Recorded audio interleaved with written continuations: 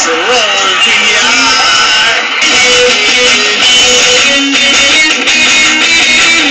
Naisipan po namin sumali kasi nga po, para po mapatunayan sa buong Pilipinas na yung school po namin kahit nasa Mindanao lang po yun.